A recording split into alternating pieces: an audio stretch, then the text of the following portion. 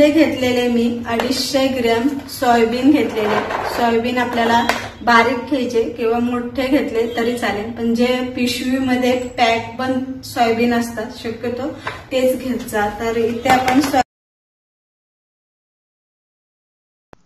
आज आपण बनवतोय छोट्याशा पार्टीसाठी एकदम पौष्टिक, हेल्दी आणि भरपूर असं प्रोटीन असणारं सोयाबीन पकोडे किंवा यालाच तुम्ही सोयाबीन मंचुरियन सुद्धा म्हणू शकता। तर हे मंचुरियन्स आपण जेव्हा हॉटेलमध्ये जातो तेव्हा आपण स्टार्टरमध्ये मंचुरियन्स मागत असतो तेव्हा त्याची किंमत फार असते, पण अगदी घरी बनवलं तर एकदम ते कमी किमतीत आपण एकदम हॉटेलसारखं आणि हॉटेलच्या चवीचंच बनवून घेऊ शकतो।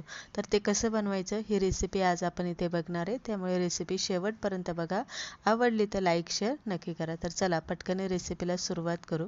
सगळ्यात पहिलं मी सांगितल्याप्रमाणे इथे मी सोयाबीन घेतलेले। आता तुम्ही सोयाबीन तुम्हाला किती लोकांसाठी बनवताय त्यानुसार तुम्ही सोयाबीनचं प्रमाण इथे ठरवू शकता।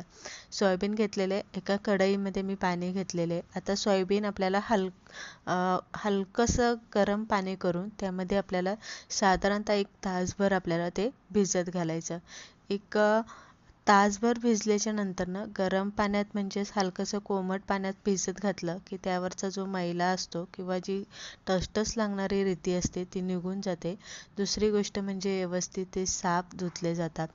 आता 1 तासभरानंतरनं आपल्याला ते भिजत घातल्याच्या नंतरनं आपल्याला ते चांगलं 2-3 पाण्याने स्वच्छ धुवून घ्यायचं। आता धुवून कसं घ्यायचं, प्रत्येक पाणी जेव्हा आपण बदलतो तेव्हा सोयाबीन असं चांगलं पिळून घ्यायचं, त्यातलं पाणी पूर्ण निघून गेलं पाहिजे असं पिळून घ्यायचं। असं आपल्याला 2-3 वेळा करायचं।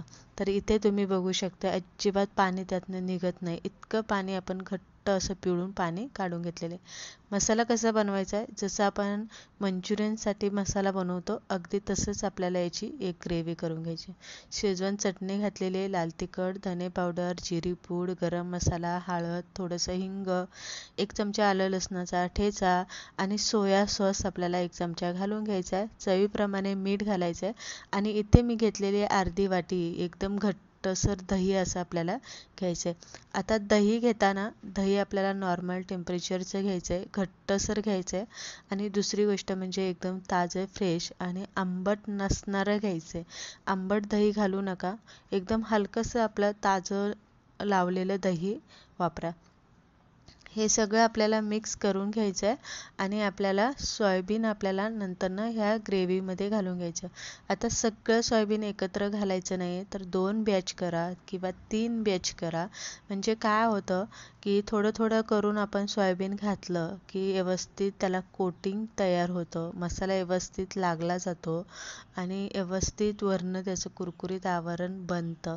तर इथे तुम्ही बघू शकता मी सोयाबीनला व्यवस्थित चोळून घेतलेलं आहे। नंतर आपल्याला यामध्ये कॉर्नफ्लॉवरची पावडर घालणार आहे। आता जर तुमच्याकडे कॉर्नफ्लॉवर नसेल तर तुम्ही तांदळाचं पीठ वापरू शकता किंवा सरळ आपलं घरातलं जे बेसन पीठ असतं ते वापरू शकता, पण शक्यतो कॉर्नफ्लॉवर वापरल्यामुळे वरचं जे आवरण असतं ते खूप कुरकुरीत लागतं आणि सगळ्यात महत्त्वाचं म्हणजे ते खायला एकदम अगदी चायनीज मंचुरियन सारखंच लागतं। तर अगदी 5 मिनिटं आपण साईडला ठेवलं होतं, 5 मिनिटानंतर त्याला व्यवस्थित कोट झालेलं आहे। आता आपण डायरेक्ट तळून घेतोय। कढईमध्ये तेल मी पहिलंच गरम करायला ठेवलं होतं, तेल गरम झालं की आपल्याला त्यामध्ये घालायचं आणि घालताना आपल्याला म्हणजे जेव्हा आपण सोयाबीन तेलामध्ये सोडतोय तेव्हा गॅस शक्यतो मोठा ठेवा, तेलाला चांगला ताव आलेला पाहिजे म्हणजे तापलेलं पाहिजे आणि मग सोयाबीन थोडेसे तळले गेले की गॅस मिडियम करा आणि मिडियम गॅसवरती आपल्याला चांगले सोयाबीन कुरकुरीत असे तळून घ्यायचे। जेव्हा सोयाबीन चांगले तळले जातात त्यातलं जे पाण्याचं प्रमाण असतं ते उडून गेलं की सोयाबीन बारीक होतात साईजने। दुसरी गोष्ट म्हणजे तेलाच्या बुडबुड्या ज्या असतात त्या कमी होतात आणि तिसरी गोष्ट म्हणजे सोयाबीनचा कलर असा बदलला जातो। तर इथे बघू शकता जेव्हा तेलात सोडलं होतं तेव्हा खूप मोठे वाटत होते, पण जेव्हा ते तळले गेले तेव्हा अगदी त्याची साईज जी आहे ती अशी लहान झालेली आहे। सोयाबीन तेलातून काढून घेताना मात्र गॅस पहिला 2 मिनिटं मोठा करायचा करायचा. मोठ्या गॅसवरती तेलाला परत एकदा चांगली गरमपणा आला पाहिजे, ताव आला पाहिजे. म्हणजे काय होतं, सोयाबीनमध्ये जे गार तेल मुरलं गेलेलं आहे ते सोडून देतं आणि किंबहुना आपलं सोयाबीन अजिबात तेलकट होत नाही. तर इथे तुम्ही बघू शकता छान आपण स्टार्टरसाठी सोयाबीन मंचुरियन्स इथे बनवून घेतलेले. दुसरी सगळ्यात महत्त्वाची म्हणजे सोयाबीन तळून असे अजिबात ठेवू नका. जसे लागेल तसे गरमागरम तळून तुम्ही इथे खाऊ शकता, कारण ते शेवटी सोयाबीन आहे आणि नरम पडू शकता. रेसिपी आवडली लाईक शेअर नक्की करा.